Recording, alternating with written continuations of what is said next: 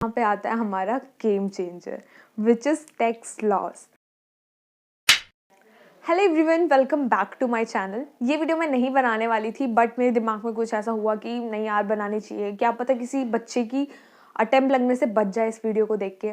So if you are new here then please subscribe my channel.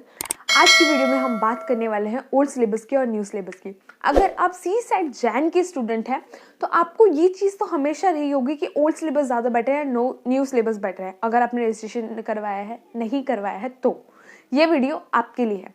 First of all let me tell you कि मैं नवंबर की student हूँ और मेरे पास उस टाइम पे कोई भी ऑप्शन नहीं था न्यू सिलेबस और ओल्ड सिलेबस रिलेटेड।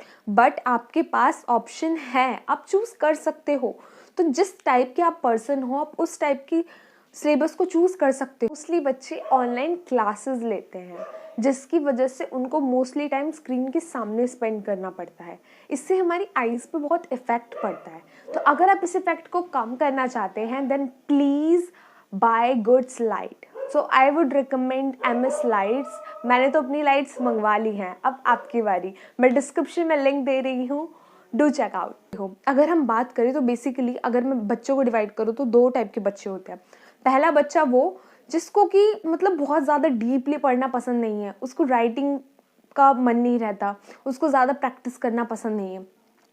दूसरा बच्चा वो जिसको थ्योरी बहुत पसंद है, मतलब उसको लिखना पसंद है, उसको एक्सप्लेन करना पसंद है।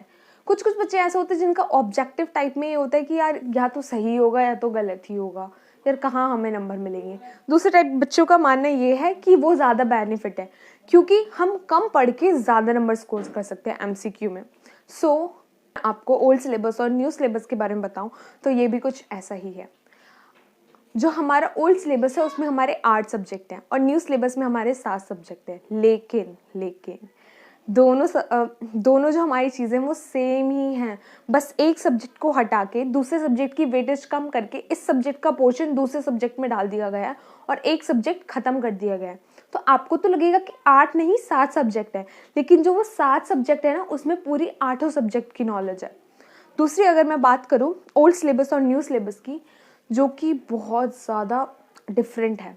अगर हम ओल्ड सिलेबस की बात करें तो हमारे 3 सब्जेक्ट ऐसे हैं जो पूरे के पूरे MCQ बेस्ड है।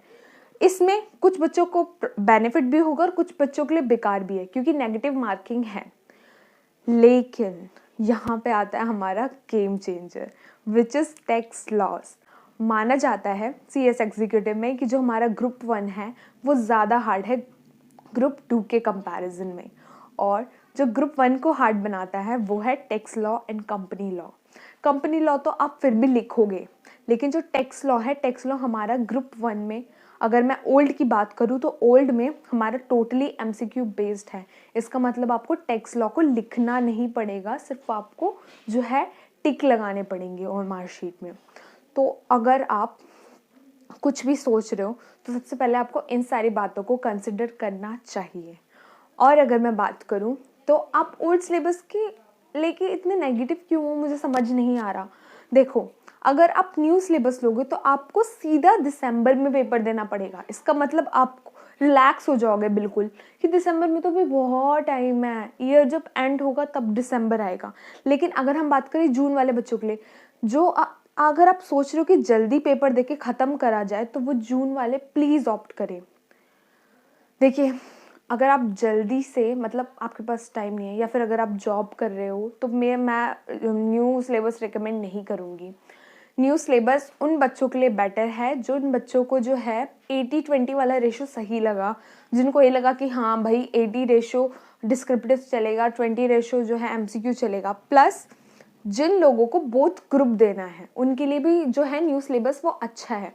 अगर आपकी टैक्स लॉज अच्छी नहीं है तो मैं आपको प्रेफर करूंगी कि आप जो है ओल्ड सिलेबस ऑप्ट करें। लेकिन अगर आपकी टैक्स लॉ बहुत अच्छी है, आप उसको डिस्क्रिप्शन में लिख सकते हो, तो please go with new syllabus. Hope so आपके सारे डाउट्स क्लियर हो गए होंगे, लेकिन फिर भी अगर आपके पास कोई डाउट है then please comment down below. तब तक के लिए bye, take care, thank you.